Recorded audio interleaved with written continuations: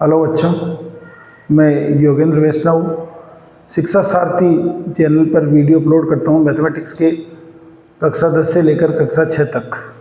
आज अपन कक्षा 9 का पहला चैप्टर पढ़ेंगे, संख्या पद्धति। कक्षा 6 से लेकर के कक्षा 10 तक जो संख्याओं का चैप्टर है उसमें सब में थोड़ी थोड़ी धीरे धीरे वृद्धि हो रही है। जैसे सबसे पहले अपन पढ़ते हैं कक्षा 6 के अंदर पूर्ण संख्याएं। कक्षा 6 में पढ़ने सबसे पहले पढ़ा पूर्ण संख्या, उसके बाद में कक्षा 7 में पढ़ा अपन ने पूर्णांक, कक्षा 8 में पढ़ा अपन ने परिमेय संख्या, कक्षा 9 में संख्या पद्धति थोड़ा सा उससे और अपर, परिमेय संख्या से थोड़ा सा ऊपर जा करके, और कक्षा 10 में पढ़ते हैं वास्तविक संख्या रियल नंबर, जिसमें पूर्ण संख्या, पूर्णांक, रियल नंबर और परिमेय संख्या, अपरिमेय संख्याएं सभी होती है, वो अपन ने पढ़ा। तो आज अपन कक्षा 9 का चैप्टर पढ़ेंगे संख्या पद्धति, और प्रश्न उसके बाद में जो जितने भी प्रश्न है बेसिक के बाद में वो सब क्वेश्चन करेंगे कक्षा 9 के। तो देखो इस प्रश्नावली जो संख्या पद्धति है उसमें मुख्य रूप से अपन पढ़ेंगे क्या, देखो इसमें अपन पढ़ेंगे सबसे पहले तो नंबर सिस्टम, यानी कि संख्या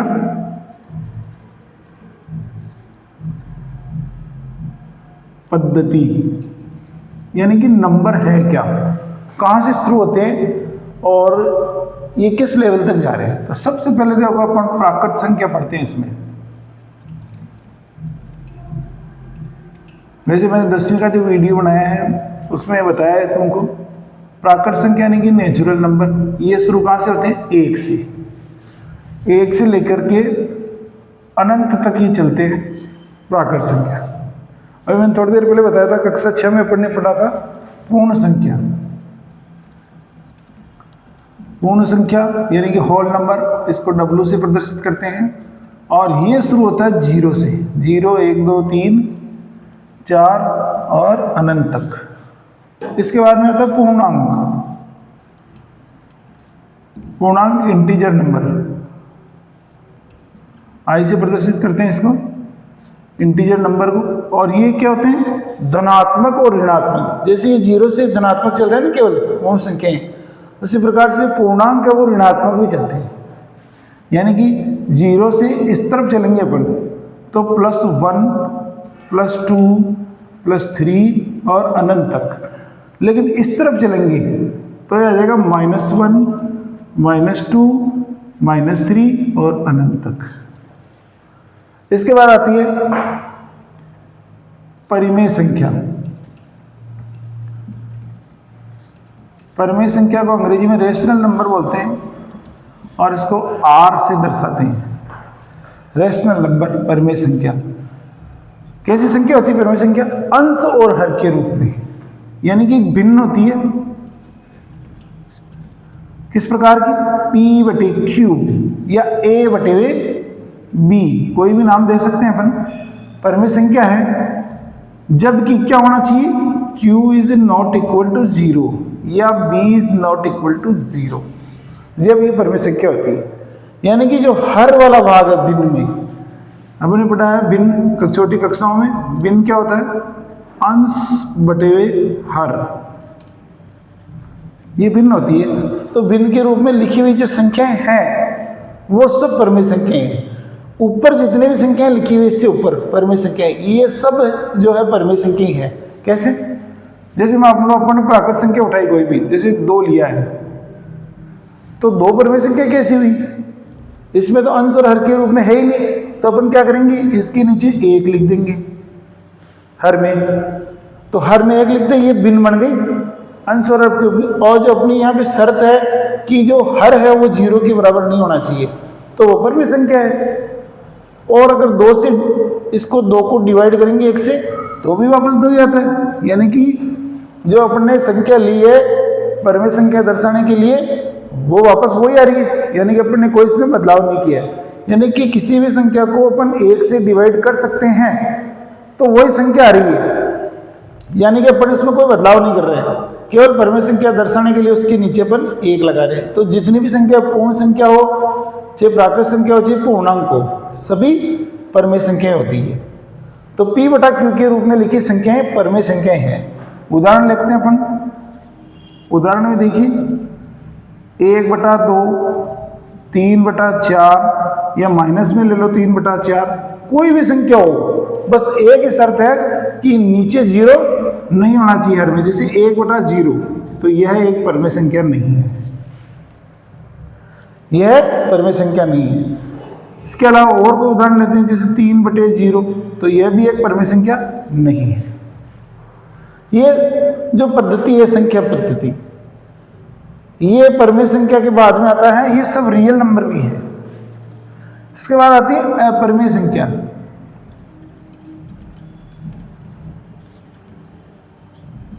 अपरमेय संख्या यानी कि संख्या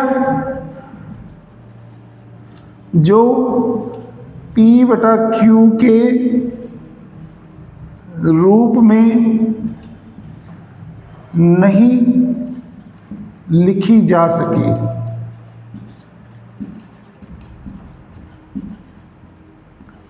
संख्या जो p बटा q के रूप में नहीं लिखी जा सके वो अपरमेय संख्या है।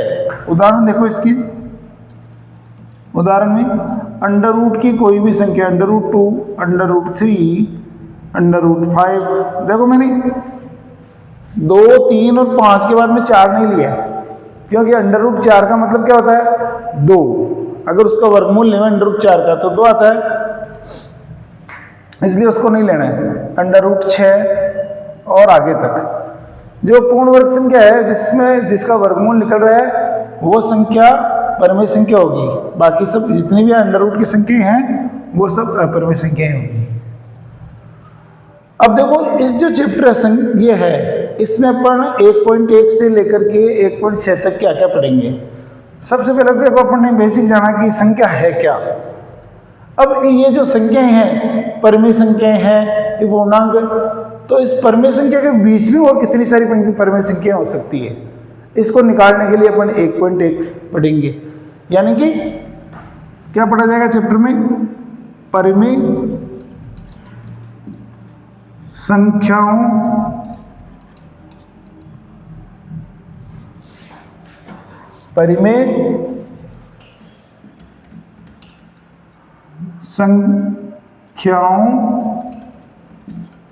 के मध्य परमेय संख्याएं ढूंढना। परमेय संख्याओं के मध्य परमेय संख्या से ढूंढना, यानी कि कोई भी दो परमेय संख्या है संख्या रेखा पर, तो उसमें बहुत सारी परमेय संख्या होती है। इससे पहले अपन पढ़ेंगे यहां पे संख्या रेखा। संख्या रेखा, संख्या रेखा क्या होती है?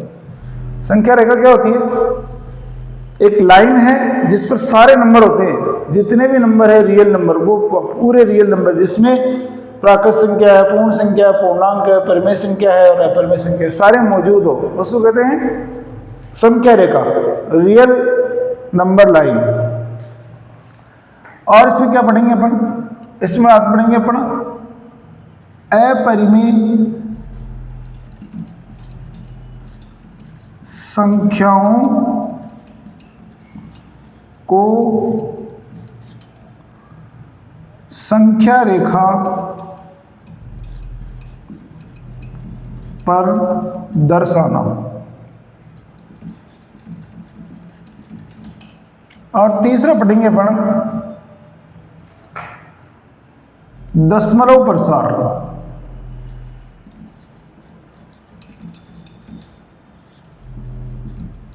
इस चैप्टर में पढ़ेंगे अपन ये सारी चीजें। दशमलव प्रसार पढ़ेंगे इसके बाद में, और इसके बाद में पढ़ेंगे हर का परमेयीकरण।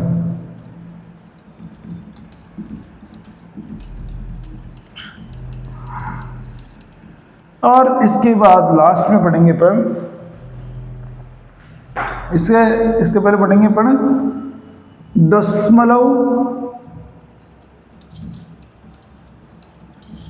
संख्याओं को परिमेय संख्याओं में बदलना, दशमलव संख्याओं को परिमेय संख्याओं में बदलना। और लास्ट पढ़ेंगे अपन घातांक नियम।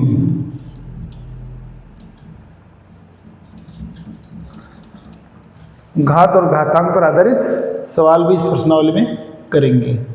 तो देखो अब अपन शुरू करते हैं प्रश्नावली 1.1 कक्षा 9 गणित 1.1 की शुरुआत करते हैं अपन। क्वेश्चन देखते हैं उसमें। ये सारे चैप्टर पढ़ेंगे इसमें जितने भी टॉपिक दिए हैं वो सब संख्या पद्धति के अंतर ये पढ़ेंगे कक्षा 9 में। तो देखें 1.1 निकालिए।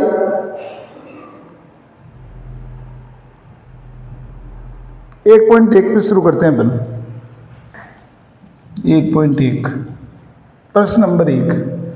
पहला प्रश्न है क्या शून्य एक परिमेय संख्या है?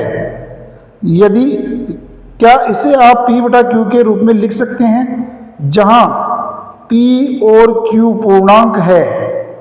क्या है? पूर्णांक है और q is not equal to 0। तो शून्य एक परिमेय संख्या है क्या, ये पूछ रहा अपन। तो अपन इसमें जवाब देंगे हाँ, शून्य एक परिमेय संख्या है।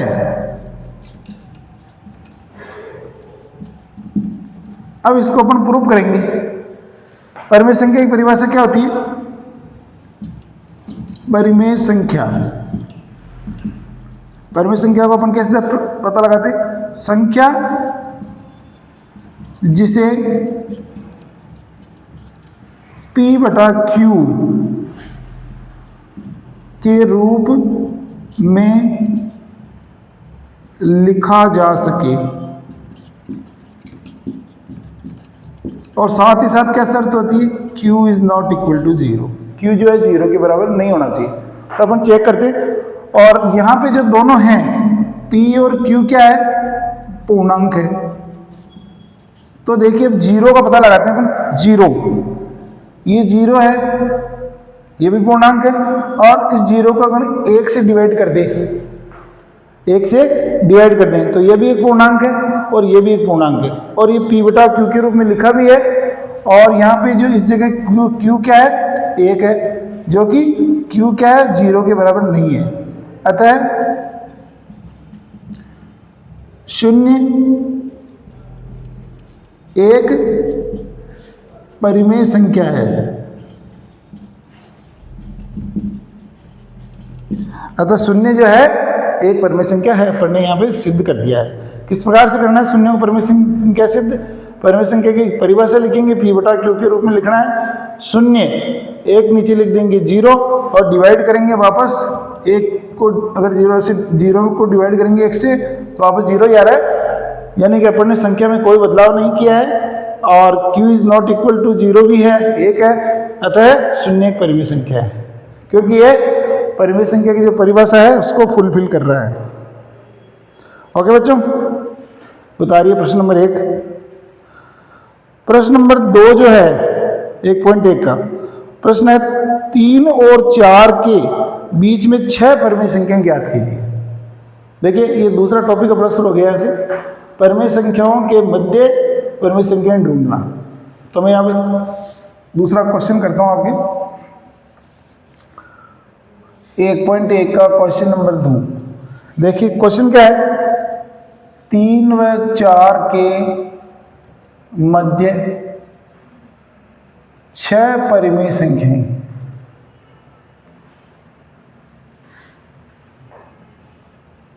6 परिमेय संख्याएं ढूंढिए।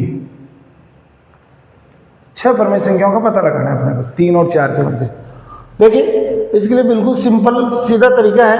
वैसे तो 2 तरीका है, एक माध्य का तरीका है और एक तरीका दूसरा है। तो मैं आपको सिंपल तरीका बता रहा हूँ कि अगर जितने भी परिमेय अपने को ढूंढने के लिए कहे, सबसे पहले तो अपने को इसको परिमेय संख्या के रूप में लिखना है। कैसे करेंगे? 3 को लिख देंगे अपन परिमेय संख्या के रूप में 3 बटा 1, तो ये परिमेय संख्या बन गई। इसी प्रकार से 4 जो है उसको भी लिख देंगे अपन 4 बटा 1, बन गई दोनों परिमेय संख्याएं। अब अपने को 3 इसमें 6 परमेय संख्या ढूंढने के लिए बोला है, तो आप इसको क्या करेंगे, दोनों को 7/7 से गुणा कर लो। 1 बढ़ा कर लेना है अपने को। 7/7 को दोनों को मल्टीप्लाई कर देंगे। मल्टीप्लाई करो, 7 को 3 से मल्टीप्लाई किया, 7 × 21, 7 × 7, और इसको क्या 7 × 28, 7 × 7। अब देखो इसके बीच में 21/7 और इधर आया है 28/7, तो 21 के बाद में लेकर के 28 से पहले तक जितनी भी संख्याएं हैं वो 3 और 4 के मध्य की परमेय संख्याएं हैं। तो क्या लिखेंगे अपन, 22/7, 23/7, 24/7, 25/7, 26/7, 27/7। तो देखिए यहां पर अपन ने 6 परमेय संख्या के लिए बोला, इसने ज्ञात करने के लिए 3 और 4 के मध्य। तो देखिए 1, 2, 3, 4, 5, तो 6 परमेय संख्या अपन ने 3 और 4 के मध्य ज्ञात कर दी है। इधर तो है 3 और इधर है 4, और ये अपन ने परमेय संख्या ज्ञात कर दी। अगर इससे अधिक बोले अपने को, कितनी बोले, 10, 15, 20, 50, 1000, 2000, 5000, जितनी भी कहें उतनी परमेय संख्याएं अपन एक परमेय संख्या के बीच में ज्ञात कर सकते हैं, क्योंकि 1-2 परमेय संख्याओं के बीच में अनंत परमेय संख्या होती है। कैसे, यहाँ पे देखिए अपने को 6 बोला था, तो अपन ने 7/7 से इसको जो परमेय संख्या है 3/1, इसको 7/7 से गुणा कर दिया, 1 बढ़ा कर लेना है। अब अपने को बोल दे, मान लो कि आपको 100 परमेय संख्याएं ज्ञात करनी है, तो अपन क्या करेंगे, 101 से गुणा कर देंगे, ऊपर और नीचे दोनों तरफ। ऊपर और नीचे दोनों तरफ गुणा करने से जो परमेय संख्या है उसमें कोई बदलाव नहीं हो रहा है, क्योंकि 7 को 7 से डिवाइड किया 1 को 3 से मल्टीप्लाई किया 3 ही आ रहा है वापस। इसी प्रकार से इधर भी 7 को 7 से डिवाइड किया 1, और 1 से 4 को मल्टीप्लाई किया 4 ही आ रहा है, तो कोई प्रॉब्लम नहीं है, ये आंसर आपका। इसी प्रकार से प्रश्न नंबर 3 देखिए। क्वेश्चन नंबर 3 है 3/5 और 4/5 के बीच 5 परमेय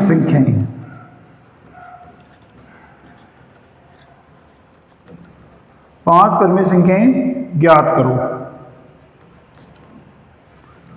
अपने को 3/5 और 4/5 दोनों में ही, दोनों का जो हर है वो इक्वल है।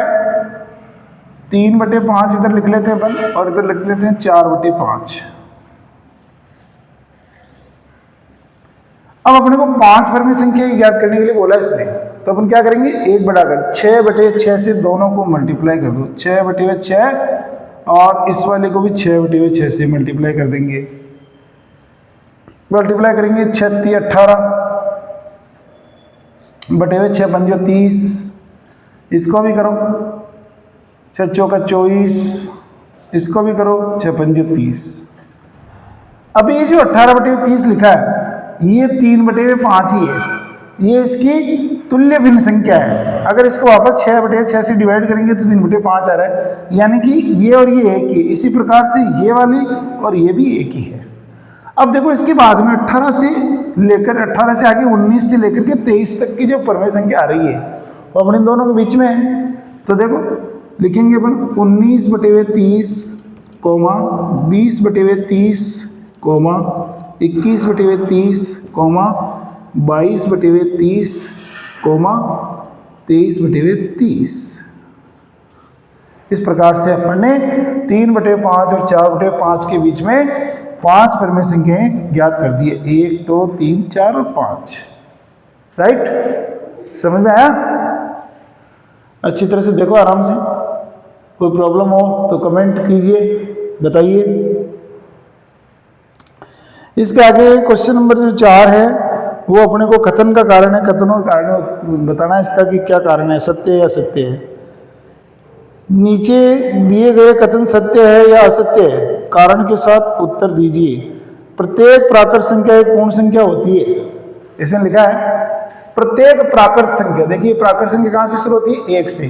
पूर्ण संख्या होती है, तो बिल्कुल पूर्ण संख्या होती है। यहां से देखिए, यहां से लेकर यहां तक पूर्ण संख्या में एक्स्ट्रा जीरो और आ जाता है, यानी कि पूरी कंप्लीट जितनी भी प्राकृत संख्या है वो पूर्ण संख्या के अंदर मौजूद है। तो ये कथन कैसा हुआ? ये कथन सत्य है। क्या कथन है? प्रत्येक प्राकृत संख्या एक पूर्ण संख्या होती है। बिल्कुल होती है, राइट है। दूसरा है, प्रत्येक पूर्णांक एक पूर्ण संख्या होती है। बिल्कुल, जो पूर्णांक है वो धनात्मक है और जो पूर्ण संख्या है वो धनात्मक है, और पूर्णांक में धनात्मक और ऋणात्मक दोनों है। तो प्रत्येक जो पूर्ण संख्या है वो पूर्णांक होती है।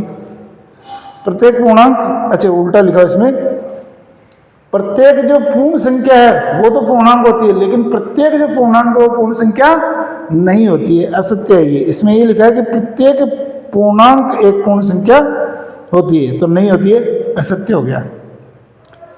प्रत्येक परिमेय संख्या एक पूर्ण संख्या होती है, तो प्रत्येक परिमेय संख्या जो वो भी पूर्ण संख्या नहीं होती, क्योंकि परिमेय संख्या वो तो अंश और हर के रूप में लिखी होती है। अतः प्रत्येक सभी जितनी भी परिमेय संख्या है वो पूर्ण संख्या नहीं होती है। इस प्रकार से आज अपन ने 1.8 कंप्लीट कर लिया है। आराम से इसको देखिए।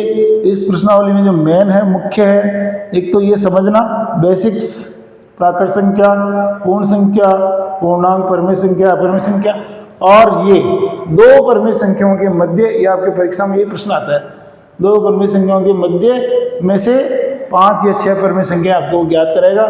तो इस प्रकार से आप आराम से सोल्व कर सकते हैं। एक और इसकी विधि है, मैं ये जो ऊपर उदाहरण लिखा उसको करके बताता हूँ आपको यहाँ पे सॉल्यूशन। हालांकि जो इजी विधि है, जो करना आपको इसी से करना है, एक और विधि है वो दूसरी बुक में करके बताता हूँ। यहाँ लिख देता हूँ अन्य विधि। अन्य विधि कौन सी है? इसका नाम क्या है? माध्य विधि से परिमेय संख्याओं के मध्य परिमेय संख्याएं ज्ञात करना। देखिए 3 व 4 के बीच में ज्ञात करेंगे अपन के मध्य परिमेय संख्या। कैसे करेंगे? माध्य में सबसे पहले देखो इसके बीच में ज्ञात करेंगे अपन।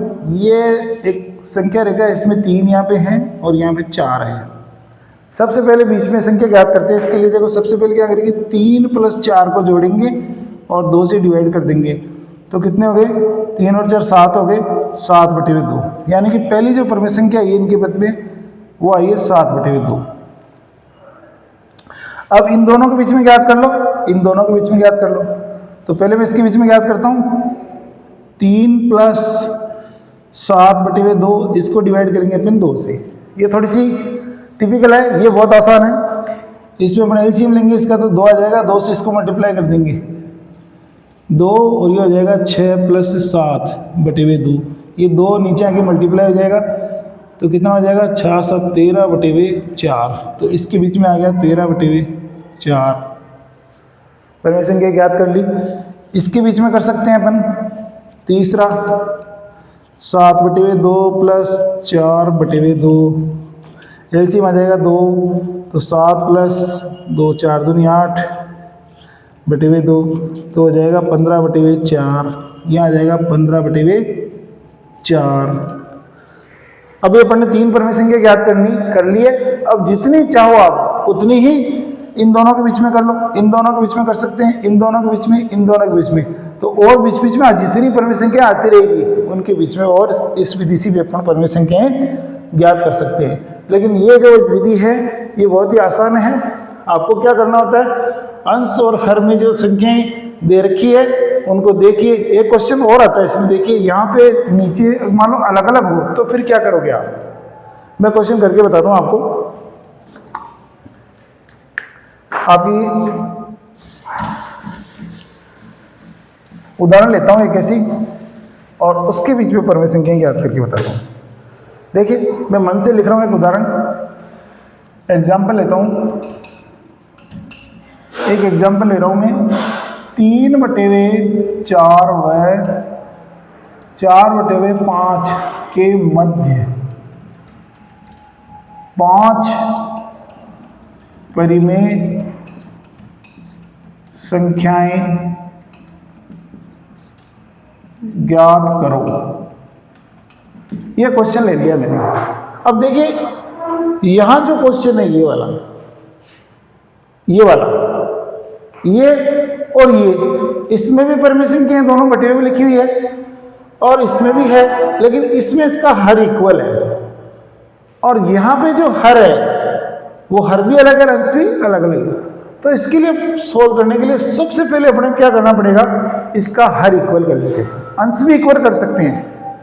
तो सबसे पहले मैं क्या करूंगा, हर को इक्वल करूंगा। देखो पहली परिमेय संख्या 3/4 और दूसरी है अपने पास में 4/5। हर इक्वल करने के लिए क्या करेंगे, जो इसके नीचे हैं इसको ऊपर और नीचे अंश और हर में गुणा कर दो 5/5 से, और इसके नीचे जो है इधर वाली के सामने वाली से कर दो ऊपर और नीचे 4/4 से, तो हर इक्वल हो जाएगा। देखिए कैसे होता है, 5×3 = 15, 5×4 = 20, 4×4 = 16 और 4×5 = 20। अब देखो हालांकि ये संख्या और ये संख्या एक ही है, ये वाली, ये कोई इसमें कोई बदलाव नहीं किया, क्योंकि अपन ने 5/5 यानी कि 1 से मल्टीप्लाई कर रहे हैं, और किसी भी संख्या को आप 1 से मल्टीप्लाई करो संख्या वही रहती है। इसी प्रकार से इधर भी अपन ने 4/4 यानी कि 4/5 ही संख्या भी, ये केवल तुल्य भिन्न संख्या है इसकी। तो अब देखो हर इक्वल हो गए। हर इक्वल होने के बाद में अगला प्रक्रम वही है जो अपन ने इधर अपनाया है। अपने को 5 परिमेय संख्या ज्ञात करनी है, तो दोनों को, इसको भी 6/6 से गुणा करना है और इसको भी 6/6 से गुणा करना है। देखो 6/6 और इसको भी 6/6 से गुणा कर देंगे। गुणा करो दोनों को, 15×6 = 90, 20×6 = 120, इधर आ जाएगा 16×6 = 96 और ये आ जाएगा 120। 90 के बाद में 91 से लिखना शुरू कर दो। 91/120, 92/120, 93/120, 94/120, 95/120। इसके आगे संख्या आएगी 96/120। तो इधर कौन सी संख्या है, 3/4, इधर कौन सी संख्या है, 4/5, और इसके बीच में ये 5 परिमेय संख्याएं अपन ने मालूम कर दी। 91 से लगा के 95 तक 120 नीचे हैं, 91/120, 92/120, 93/120, 94/120 और 95/120। तो इस प्रकार से अपन किसी भी दो परिमेय संख्याएं चाहे किसी प्रकार की हो, हर इक्वल हो या हर हो ही नहीं, या मान लो हर भिन्न भिन्न हो, तीनों तरीके में से कोई भी प्रकार का क्वेश्चन आता है अपन आसानी से इसको सोल्व कर सकते हैं। आज की जो क्लास है बहुत इंटरेस्टिंग रही और आज की क्लास यहीं पे समाप्त होती है। थैंक यू बच्चों।